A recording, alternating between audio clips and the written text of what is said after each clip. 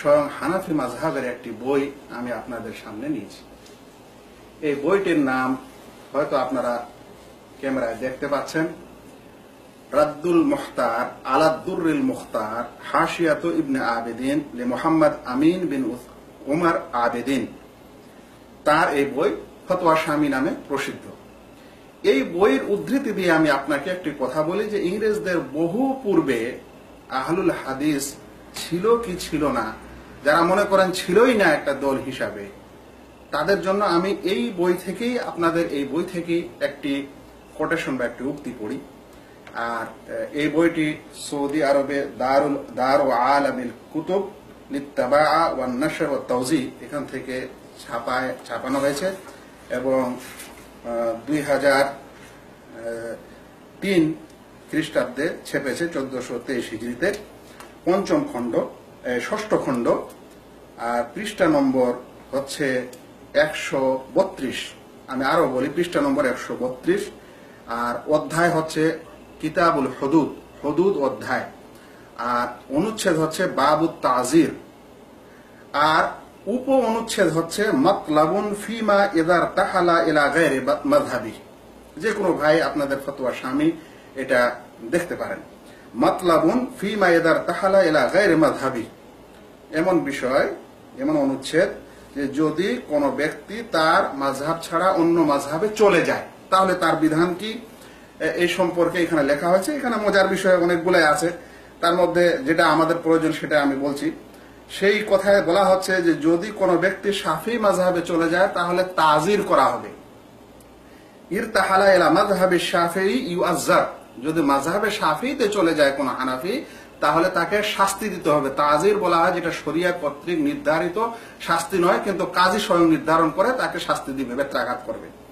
এই কথা বলার পর এক লাইন পর বলা হচ্ছে লেমাফি তাতার খানিয়া। তাতার খানিয়া একটা বই, তাদের প্রসিদ্ধ, অনেকেই জানেন। তাতার খানিয়ায় বলা হয়েছে, কি বলা হয়েছে, হুকিয়া আন্না রাজুলান মিন আসহাবে আবি হানিফা। ভাই, এটা আমাদের কথা না, ইতিপূর্বে ছিল না। যদি কেউ এরকম মনে করে যে আহলে হাদিস দলটাই ছিল না, ইংরেজদের যুগে তৈরি হয়েছে, তাহলে তাদের জন্য আমি ওই আলোচনা করেছি ভিডিওতে। কিন্তু আজকে একটা আর দুটি কোটেশন শুনাই আপনাদেরকে।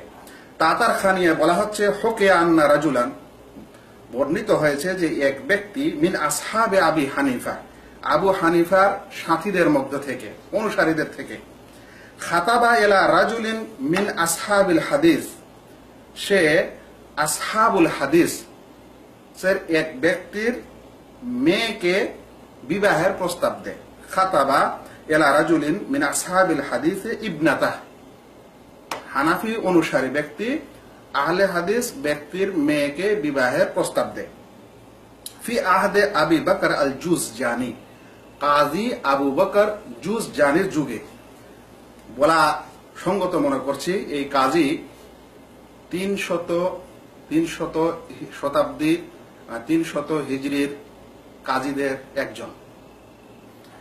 কি হলো তারপর, ফা আবা আই ইল্লা আন ইয়াতরুকা মাযহাবাহ, সে ব্যক্তি অস্বীকার করে বিয়ে দিতে, কিন্তু শর্ত লাগায়। কি শর্ত? ইল্লা আন ইয়াতরুকা মাযহাবাহ, প্রস্তাবদাতা যদি তার মাযহাব প্রত্যাখ্যান করে, ফায়াকরা খালফাল ইমামে ওয়া ইয়ারফাউ ইয়াদাইহি ইনদাল ইনহিতাত, ইমামের পিছনে সূরা ফাতিহা পড়ে এবং রুকুর সময়, নিচে যাওয়ার সময় যদি রাফুল ইয়াদান করে, ওয়া নাহওয়া যালিক, এরকম আরো অন্য কিছু, ফা আজাবাহু ফাজাওয়াজাহু, ওই ব্যক্তি এগুলি জিনিস মেনে নেয়, তারপরে তখন তাকে বিবাহ দেওয়া হয়। সে আহলুল হাদিস ব্যক্তি তার মেয়েকে ওই হানাফি ব্যক্তির সঙ্গে বিবাহ দেয় যে এ শর্তগুলা মেনে নেওয়ার পর তখন তাকে বিবাহ দেওয়া হয়। এটা তো আমাদের বই না, এটা কোন আহলে হাদিস লিখেনি, ইংরেজও লিখেনি। এটা আপনাদের সবচেয়ে ফতোয়ার গ্রহণযোগ্য বই রাদ্দুল মুখতার আলা দুররিল মুখতার হাশিয়াতু ইবনে আবেদিন লে মুহাম্মদ আমিন বিন উমর আবেদিন, 1198 তার জন্ম, 1252 হিজরিতে তার মৃত্যু।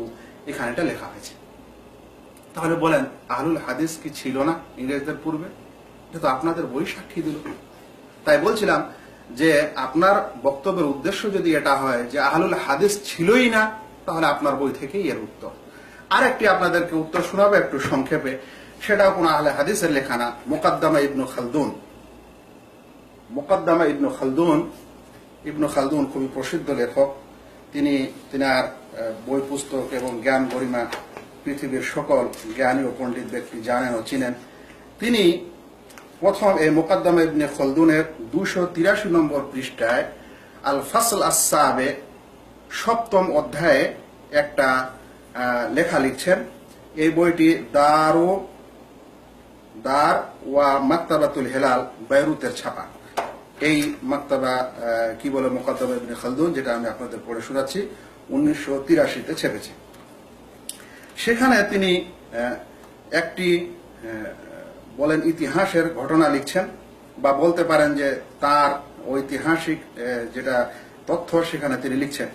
লেখার সময় তিনি বলছেন যে সেই যুগে এই চ্যাপ্টারে ফি ইলমিল ফিকহ ওয়া মা ইয়াতবাউহু মিনাল ফারায়েদ, সেই চ্যাপ্টারে তিনি লিখছেন যে ওয়ান কাসামাল ফিকহু ফিহিম ইলা তারিকাতাইন, ফিকহ দুই ভাগে বিভক্ত হয়ে যায়, দুই তরিকায় বিভক্ত হয়ে যায়। তরিকাত আহলির রায়, আহলে রায়ের তরিকা নিয়ম পদ্ধতি, ওয়াল কিয়াস, আহলুর রায় এবং কিয়াসের নিয়ম পদ্ধতি, ওয়াহুম আহলুল ইরাক, আর তারা ছিল ইরাকবাসী, ওয়া তারিকাত আহলিল হাদিস, এবং আহলে হাদিসদের তরিকা, ওয়াহুম আহলুল হিজাজ, আর তারা হেজাজবাসী ছিলেন। ওয়া কানাল হাদিস কালিলান ফি আহলিল ইরাক, ইরাকবাসীদের কাছে হাদিস খুব কম ছিল, লিমা কাদ্দামনাহু, যার কারণ আমি ইতিপূর্বে বর্ণনা করেছি, ফাস্তাকসারু মিনাল কিয়াস, তাই তারা বেশি বেশি কিয়াসের আশ্রয় নেয়। আমাকে বলেন, তাহলে মুকাদ্দামা ইবনে খালদুনে তিনি যখন এই ঘটনা লিখছেন যে ফিকহ ইসলামের জ্ঞান অর্জন করার নিয়ম পদ্ধতি দুই ভাগে বিভক্ত হয়, আহলে রায় ও আহলে কিয়াস এবং আহলুল হাদিস। অনেকে আপনারা এটাও বলে থাকেন যে আহলুল হাদিস নামটা ছিল না, আসহাবুল হাদিস ছিল। মুকাদ্দামা ইবনে খালদুনে আহলুল হাদিস লেখা হচ্ছে। তাহলে আহলুল হাদিসের তরিকা, আহলুর রায় ও কিয়াসের তরিকা, মুকাদ্দামা ইবনে খালদুন লিখছেন, সেই যুগের লেখক। তাহলে বলেন তো কিভাবে আপনারা অস্বীকার করতে পারেন যে আহলুল হাদিস বলে কিছুই ছিল না ইংরেজদের পূর্বে? তাই বলছিলাম যে মুফতি সাহেবের উদ্দেশ্য যদি এটা হয় যে মানে আহলে হাদিস নামটি ইংরেজ কর্তৃক বরাদ্দ হওয়ার প্রমাণ, এর উদ্দেশ্য যদি এটা হয় যে আহলে হাদিস ইতিপূর্বে ছিলই না, ভারতবর্ষে ব্রিটিশের যুগে আহলুল হাদিস দল তৈরি হয়েছিল এবং এখান থেকে আহলুল হাদিস মানে পরিচিতি লাভ করেছে এবং বিস্তার লাভ করেছে, তাহলে আপনাদের জন্য এতটুকুই যথেষ্ট। কিন্তু আপনাদের মতো লোক কিংবা আরো আমাদের হানাফি ভাইরা চট করে এই কথাকে উড়িয়ে দিবে। কিভাবে উড়িয়ে দিবে? বলবে যে এখানে আহলুল হাদিস বলতে বোঝায় যারা হাদিস পঠন পাঠনকারী ছিল, হাদিসের পড়াশোনা করত, চর্চা করত, সংকলন করত, সহিহ জয়ীফ ইত্যাদি।